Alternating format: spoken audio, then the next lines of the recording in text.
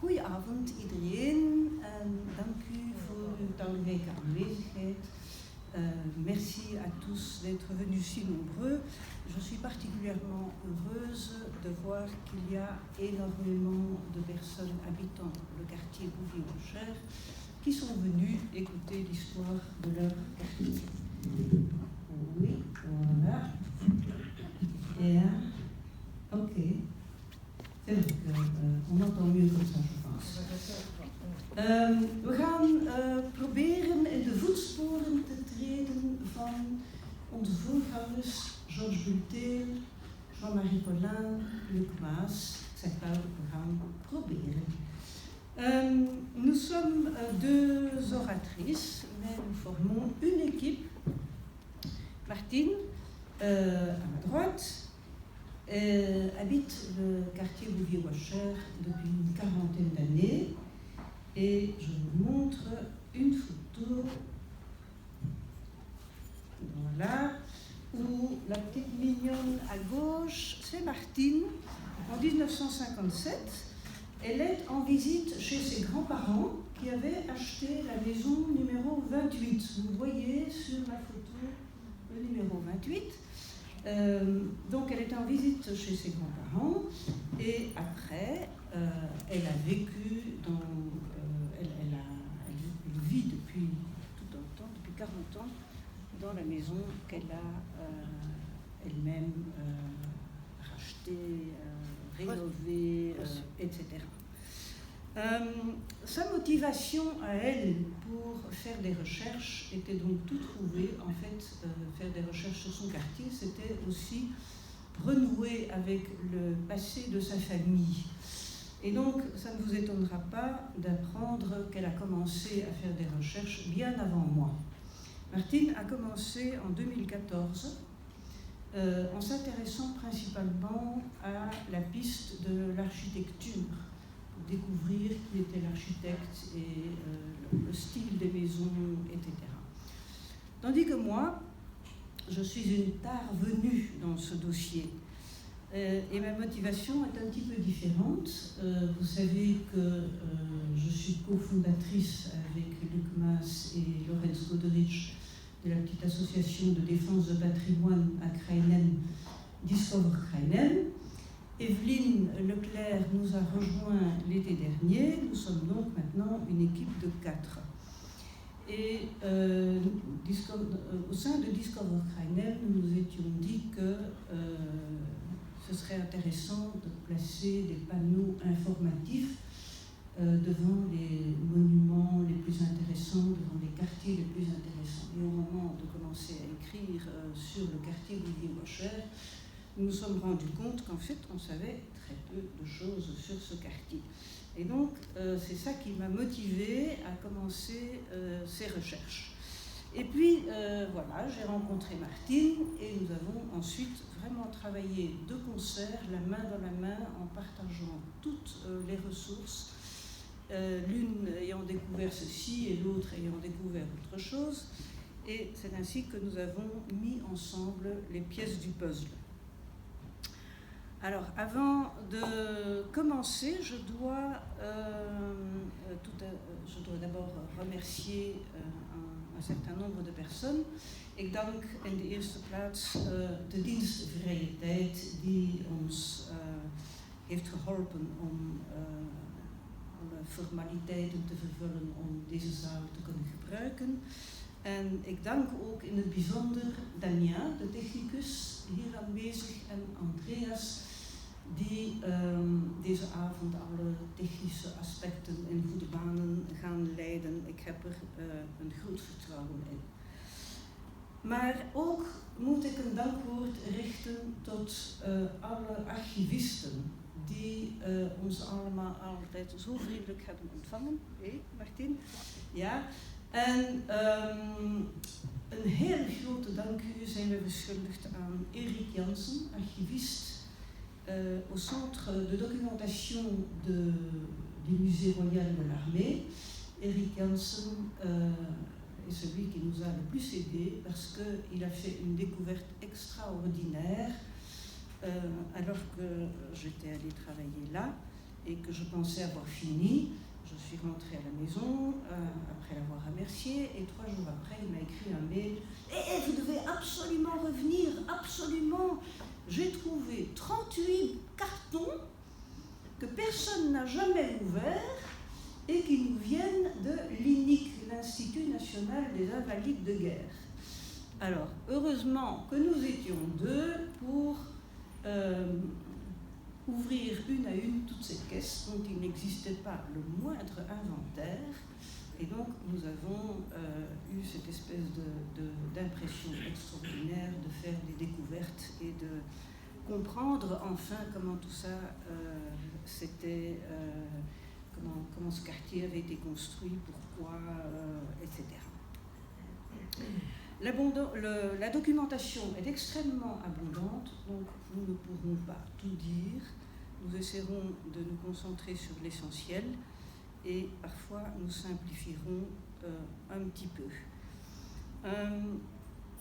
Il ne vous étonnera pas que nous avons choisi une date proche du 11 novembre, qui est l'armistice de la Première Guerre mondiale, puisque cette histoire tourne autour de la guerre de 14-18.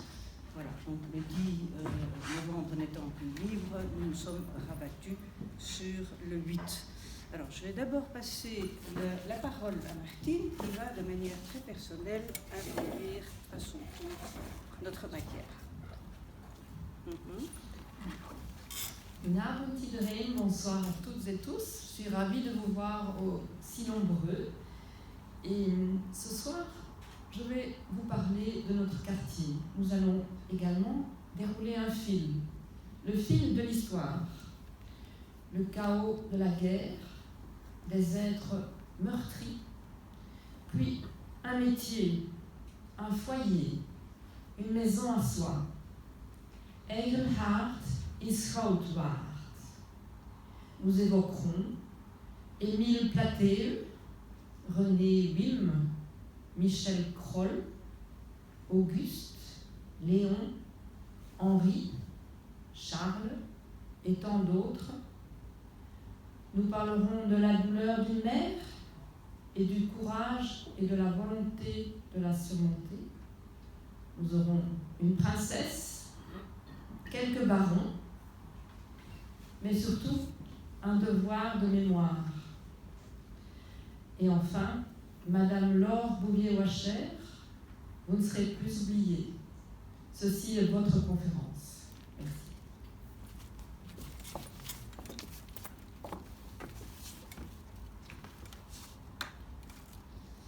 Alors, je vous montre le plan de notre exposé. Donc il y aura une pause à mi-course. Eerste deel voor de oorlog, dan de oorlog, 3 na de oorlog. Et après la pause, nous allons nous concentrer vraiment sur la cité Bouvier-Wacher, les invalides et la fin de la vie de Alfred Bouvier et Laure Wacher. Ensuite, il y aura quelques conclusions et après, si vous le souhaitez, nous pouvons accueillir vos questions et essayer d'y répondre. Voilà, et avant de commencer, je voudrais m'assurer que vous avez tous éteint vos GSM. Merci. Donc, le PowerPoint est en français lorsque je parlerai néerlandais. Et il sera en néerlandais lorsque Martine ou moi nous parlerons en français. Nous espérons ainsi que tout le monde comprendra ce que nous avons à dire. Voilà. En ik begin dus met het eerste deel voor de oorlog. Veel dingen die iedereen al weet natuurlijk, maar het is nodig om nogmaals de context te schetsen. Ons land is een neutraal land en dacht zich dus gespaard van elke oorlog. Dacht dat het nooit zou meegesleurd worden in een oorlog tussen grote mogendheden. Het was ook een zeer welvarend land, zelfs een rijk land. Wij zijn de 5e economische macht aan de vooravond van de Eerste Wereldoorlog. Zo rijk zijn wij. Want ons land is zeer geïndustrialiseerd. We hebben steenkoolmijnen, staalnijverheid, chemische nijverheid. We kunnen spoorwegen bouwen als geen ander. En dus onze know-how wordt ook geëxporteerd in de hele wereld. In Afrika, in Azië, in Rusland enzovoort. Er viel dus in België ook veel geld te verdienen. Er was met andere woorden ook een, pardon, je parle pas tout à fait dans le micro. Oui, d'accord. Oui. J'ai tendance à bouger un petit peu, voilà pourquoi je m'éloigne du micro. Dus ik wil gaan vertellen dat doordat er zoveel geld te verdienen valt in België, is er ook een elite, een klasse die echt een groot vermogen heeft, die rijk is. En in die tijd gaan rijkdom en filantropie altijd samen. Rijken voelen het als een plicht om te geven. U weet wel dat in die tijd weinig belastingen werden betaald. En dat er ook geen sociale politiek was. En dus was het ook de taak van deze gegoede milieus om ervoor te zorgen dat er vooruitgang was, dat er beter onderwijs was en dat er ook beter levensomstandigheden waren voor iedereen. Natuurlijk was dat ook een beetje dubbel, hè? Rijkdom en filantropie. Het was enigszins een gebaar van vrijgevigheid. Anderzijds was het ook, als je veel gaf, was dat ook een teken dat je tot deze elite behoorde. En was het ook een gelegenheid om binnen eenzelfde klasse veel mensen te ontmoeten. Qui sont ces Bouvier-Washer? C'est un couple. Alfred Bouvier épouse Laure Washer le 14 novembre 1891 et ils sont tous les deux issus de ces classes privilégiées.